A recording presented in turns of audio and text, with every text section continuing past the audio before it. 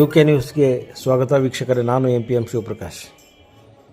ಓದೋ ಗಂಗಪ್ಪ ಮುಂದಿನ ದಿನಗಳಲ್ಲಿ ಉತ್ತಮ ರಾಜಕೀಯ ಭವಿಷ್ಯವನ್ನು ಪಡೆಯಲಿದ್ದಾರೆ ಎಂದು ಮಾಜಿ ಸಚಿವ ಹಾಗೂ ಹಾಲಿ ಶಾಸಕ ಜನಾರ್ದನ್ ರೆಡ್ಡಿ ಹೇಳಿದರು.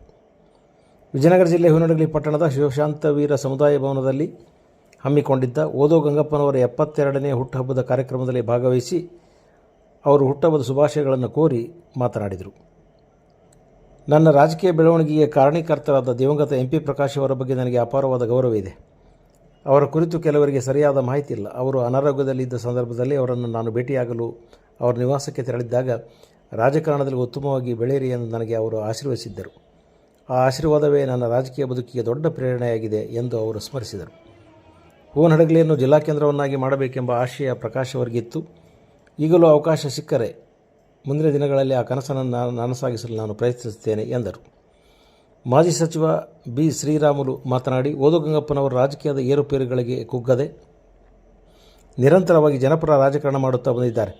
ಅವರ ಸೇವೆ ಮತ್ತು ಸಮರ್ಪಣೆಗೆ ತಕ್ಕಂತೆ ಮುಂದಿನ ದಿನಗಳಲ್ಲಿ ಉತ್ತಮ ರಾಜಕೀಯ ಸ್ಥಾನಮಾನ ದೊರೆಯುವುದರಲ್ಲಿ ಯಾವುದೇ ಅನುಮಾನವಿಲ್ಲ ಎಂದರು. ಕಾರ್ಯಕ್ರಮದಲ್ಲಿ ಡಾ. ಹಿರಿಶಾಂತವೀರ ಸ್ವಾಮೀಜಿ, ಮಳೆಯೋಗೀಶ್ವರ ಶಿವಾಚಾರ್ಯ ಸ್ವಾಮೀಜಿ, ಅಭಿನವ ಚನ್ನಬಸವ ಸ್ವಾಮೀಜಿ, ಡಾ. ಮಹೇಶ್ವರ ಸ್ವಾಮೀಜಿ, ಅಭಿನವ ಹಾಲುವೀರಪ್ಪಜ್ಜ ಸ್ವಾಮೀಜಿ, ಡಾ. ಮಂಜುನಾಥ ಹಾಲ ಸ್ವಾಮೀಜಿ, ಡಾ. ರಾಕೇಶ್ ರಾಮಸ್ವಾಮಿ, ಚೌಕಿ ಮಠದ ಗಾಡಿ ತಾತನವರು ಈ ಕಾರ್ಯಕ್ರಮದ ಸಾನ್ನಿಧ್ಯ ವಹಿಸಿ ಓದೋ ಗಂಗಪ್ಪನವರಿಗೆ ಆಶೀರ್ವದಿಸಿದರು. ಕಾರ್ಯಕ್ರಮದಲ್ಲಿ ರಂಗಭಾರತಿ ಕಾರ್ಯಾಧ್ಯಕ್ಷರಾದ ಶ್ರೀಮತಿ ಸುಮಾ ವಿಜಯ್, ಬಿಜೆಪಿ ಜಿಲ್ಲಾಧ್ಯಕ್ಷ ಸಂಜೀವ್ ರೆಡ್ಡಿ, ಮುಖಂಡರಾದ ಓಲಿ ಈಶಪ್ಪ, ಪೂಜಪ್ಪ ಕಾರ್ಯಕ್ರಮದಲ್ಲಿ ಭಾಗವಹಿಸಿ ಓದೋ ಗಂಗಪ್ಪನವರಿಗೆ ಹುಟ್ಟುಹಬ್ಬದ ಶುಭಾಶಯಗಳನ್ನು ಕೋರಿದರು. ಮತ್ತು ಜನಮಾನಸದಲ್ಲಿ ಅವರು ಇದ್ದಾರೆ ಅನ್ನೋದಕ್ಕೆ ಸಾಕ್ಷಿ ನೀವೇ ಅನ್ನುವಂಥ ಮಾತನ್ನು ಈ ಸಂದರ್ಭದಲ್ಲಿ ವ್ಯಕ್ತಪಡಿಸಿ. ಯಾಕಂದರೆ ಇವತ್ತು ಅವರ ಒಳ್ಳೆಯ ಹೆಸರು, ವಿದ್ಯಾವಂತರು, ಇಲ್ಲಿ ಅನೇಕ ಗಣ್ಯರು ಮಾತನಾಡಿದರು. ಎಲ್ಲ ಗಣ್ಯರು ಮಾತನಾಡಿದಂಥ ವಿಚಾರದಲ್ಲಿ ಓದೋ ಗಂಗಪ್ಪನವರ ಜೀವನ, ಬದುಕು, ಅವರ ಕಾರ್ಯಗಳು ಮಾತನಾಡಿದವು ಅನ್ನುವಂಥದ್ದು. ಹನುಮಂತನ ಪೂಜೆ ಸಲ್ಲಿಸಿ ಪಾದಯಾತ್ರೆ ಡ್ಯಾಮ್ಗೆ ಬುತ್ತಿಗೆ ಹಾಕೋದ್ರ ಮೂಲಕ ತುಂಬಾ ಟೈರ್ಡ್ ಆಗಿದ್ದಕ್ಕೆ ಮತ್ತು ಬಳ್ಳಾರಿಯಿಂದ ಪ್ರಾರಂಭ ಆಗಿ ಬಂದು ಇಲ್ಲಿ ಸೇರ್ಲಿಕ್ಕೆ ತಡ ಆಯಿತು ಅನ್ನುವಂಥ ಕಾರಣ ನಾನು ತಮ್ಮ ಮುಂದೆ ಹೇಳಬೇಕಾಗಿರುವಂಥದ್ದು. ಇಲ್ಲಿ ವಿಶೇಷವಾಗಿ ನಾವು ಬಂದಿರುವಂಥದ್ದು ಮುಖ್ಯವಾಗಿ ಓದೋ ಗಂಗಪ್ಪ ಅವ್ರನ್ನ ನಾವು ಸನ್ಮಾನಿಸಬೇಕು, ಅವರಿಗೆ ಶುಭಾಶಯಗಳನ್ನ ತಿಳಿಸಬೇಕು ಅನ್ನೋ ಕಾರಣಕ್ಕೆ ನಾವು ಬಂದಿರುವಂಥದ್ದು. ನಾನು ನನ್ನ ಅನುಭವದಲ್ಲಿ ನೋಡಿರುವಂಥ ವಿಚಾರದಲ್ಲಿ ಬಳ್ಳಾರಿ ಜಿಲ್ಲೆಗೆ ಕೆಲವೊಂದು ಕಾರಣಾಂತರಗಳಿಂದ ಕೋರ್ಟಿನ ನಿರ್ಬಂಧದ ಕಾರಣ ನಾನು ಇಲ್ಲಿಗೆ ಬರಲಿಕ್ಕೆ ಆಗದೆ ಹೋದರೂ ಕೂಡ ನಿರಂತರವಾಗಿ ಬೆಂಗಳೂರು ಮಹಾನಗರದಲ್ಲಿ ನಮ್ಮ ಮನೆಗೆ ಬಂದು ನನ್ನ ಜೊತೆಯಲ್ಲಿ ಶ್ರೀರಾಮುಲವರು ಅವರೆಲ್ಲರೂ ಕೂಡ ಮಾತಾಡ್ತಾ ಇದ್ದಿದ್ದು. ಜಿಲ್ಲೆಯಲ್ಲಿ ಬೆಣ್ಣೆ ದೋಸೆ ಎಷ್ಟು ಫೇಮಸ್, ನಮ್ಮ ಹೂವಿನಡಗಲಿ ಕ್ಷೇತ್ರದಲ್ಲಿ ಊದಗಂಗಪ್ಪವರು ಕೂಡ ಅಷ್ಟೇ ಫೇಮಸ್.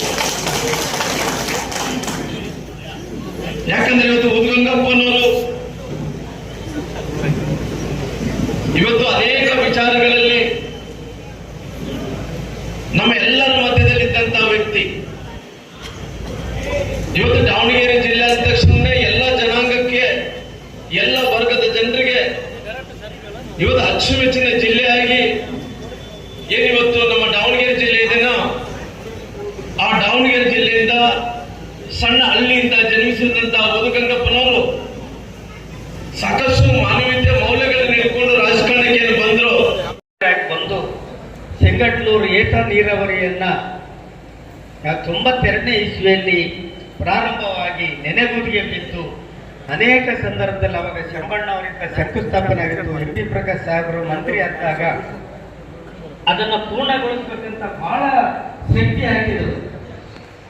ಅದು ಯಾಕೋ ಆಗಲಿಲ್ಲ. ಆದ್ರೆ ನಮ್ಮ ಬಿಜೆಪಿ ಸರ್ಕಾರ 2008ರಲ್ಲಿ ಬಂದ ನಂತರ ಜನಾರ್ದನ್ ರೆಡ್ಡಿ ಸಾಹೇಬ್ರೆ ಈ ಜಿಲ್ಲಾ ಮಂತ್ರಿ, ಬೇರೆ ಯಾರು ಅವರೆಲ್ಲ ನನಗೆ ಪ್ರೋತ್ಸಾಹ ಕೊಟ್ಟರು.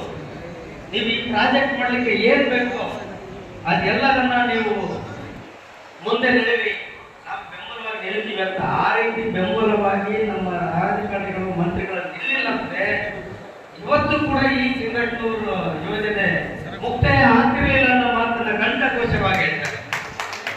ಅದರ ಜೊತೆಗೆ ಇಲ್ಲ, ಇದು ಸಿಂಗಟ್ನೂರು ಏತ ನೀರಾವರಿ ಯೋಜನೆ ಹೆಂಗೂ ನೀವು ಮಾಡೇ ಮಾಡ್ತೀರಿ,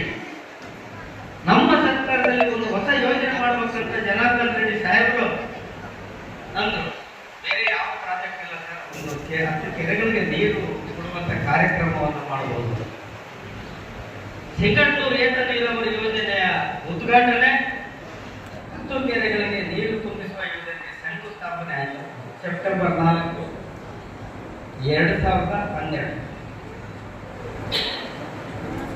ಆದ್ರಿಂದ ಇವತ್ತು 10 ಕೆರೆಗಳಿಗೂ ಕೂಡ ನೀರು ಕೊಟ್ಟು ಅಂತರ್ಜಲವನ್ನ ಹೆಚ್ಚಿಸಿ ಏನು ತೀವ್ರತರವಾದ ಒಂದು ನೀರಿಗೆ ಏನು ಬವಣೆಗೆ ಒಳಗಾಗುತ್ತಿರುವಂತಹ ಪರಿಸ್ಥಿತಿ ಇವತ್ತಿಲ್ಲ. ಆ ಕೆರೆಗಳಿಗೆ ನೀರು ಮತ್ತು ಸಿಂಗಣ್ಣೂರು ನೀರಾವರಿ ಯೋಜನೆಯಿಂದ ಎಲ್ಲ ಇಂಡೈರೆಕ್ಟ್ ನೀರಾವರಿಯಾಗಿ ಅದು ಒಳ್ಳೆಯದಾಗಿದೆ. ಆ ಒಂದು ದೃಷ್ಟಿಯಿಂದ ನಾನು ಹೆಚ್ಚಿಗೆ, ಯಾಕಂದ್ರೆ ನಿರಂತರವಾಗಿರ್ತದೆ ನೀವು ತೋರಿಸುವಂತ ಈ ಪ್ರೀತಿ, ನೀವು ತೋರಿಸುವ ಈ ಅಭಿಮಾನಕ್ಕೆ ಈ ಹಿಂದೆನೂ ಕೂಡ ನಾನು ಸೋತಾಗ ಯಾವ ರೀತಿ ಇದ್ನೋ, ಟಿಕೆಟ್ ವಂಚಿತನಾಗಿ ಮತ್ತೆ ಸಿಗಲಾರ್ದಾಗ ನಾವೆಲ್ಲರೂ ನಮ್ಮ ಶಕ್ತಿಯನ್ನ ಅರ್ಪಿಸಿ ಕೃಷ್ಣ ನಾಯಕರನ್ನ ಯಾವ ರೀತಿ ಗೆಲ್ಲಿಸಿದೆವೋ ಅದೇ ರೀತಿಯಲ್ಲಿ ನಾವು ಬಿಜೆಪಿಗೆ ನಮ್ಮ ತತ್ವ ಸಿದ್ಧಾಂತಕ್ಕೆ ನಾವು ಕಟಿಬದ್ಧರಾಗಿರ್ಬೇಕಾಗ್ತದೆ. ಯಾಕೆಂದ್ರೆ ನರೇಂದ್ರ ಮೋದಿ ಅಂತ ಪ್ರಧಾನಮಂತ್ರಿ ಸಿಕ್ಕಿರುವುದು ಭಾರತದ ಇತಿಹಾಸದಲ್ಲಿಯೇ ಒಂದು ಸುವರ್ಣ ಅವಕಾಶ ತಪ್ಪಲ್ಲ. ಮುಖ್ಯಮಂತ್ರಿಯಾಗಿ ಪ್ರಧಾನಮಂತ್ರಿಗಳ ಸ್ವಚ್ಛ ಆಡಳಿತ ಕೊಡ್ತಿದ್ದಾರೆ, ದೇಶದ ಬಗ್ಗೆ ಕಾಳಜಿ ಇರುವಂತಹ ಪ್ರಧಾನಮಂತ್ರಿ ಇದ್ದಾರೆ.